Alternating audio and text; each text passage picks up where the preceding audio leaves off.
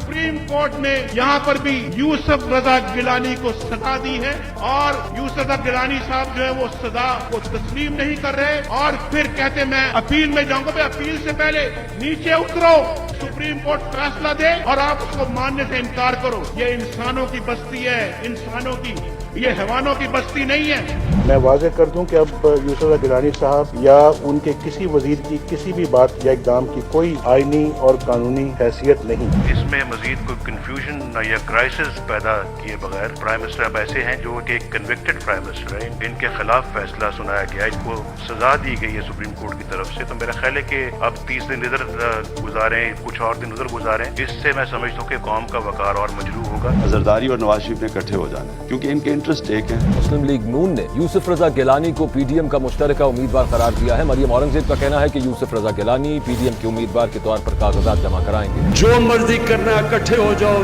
सब इकट्ठे हो जाओ। मेरा ये अल्लाह से वादा है कि मैं आपको एक आदमी को नहीं छोड़ूंगा जिसने इस मुल्क का पैसा चोरी किया।